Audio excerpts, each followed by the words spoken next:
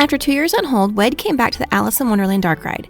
It was previously planned for park opening in 1955, but once it was put on hold, the Mad Tea Party checked the box for a Wonderland-themed project, and the Fantasyland Theater took its space. Claude Coates, a background artist from the original film, was tapped as show designer with a team that consisted of his fellow animators Colin Campbell, Blaine Gibson, and Ken Anderson. All of these men had worked on the film, so they were very familiar with the particular style and colors of Wonderland. Claude matched colors and artwork from actual cells of the movie to create an experience that would hopefully make guests feel that they had gone down the rabbit hole along with Alice. To fit in the allotted space, the attraction would have to be 2 stories with part of the ride over Mr. Toad's Wild Ride. This posed the challenge of how to safely move the ride vehicle up the incline and back down. Aero Development was tasked to design a special mechanism to let the 3-wheeled vehicles safely climb and descend.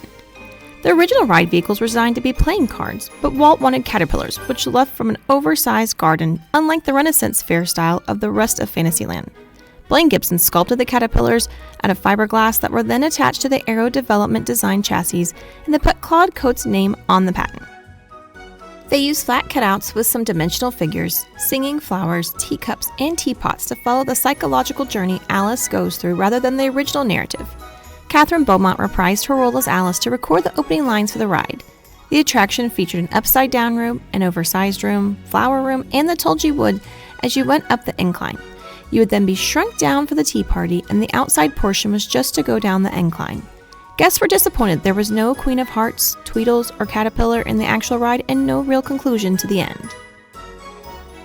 The Alice in Wonderland attraction opened on June 14, 1958 as a C-ticket attraction. A ribbon-cutting ceremony took place just before the opening of the sailing ship Columbia on the same day. It included Walt, a white rabbit, and Karen Pendleton as Alice before the 3 of them hopped into a caterpillar to take one of the very first public rides.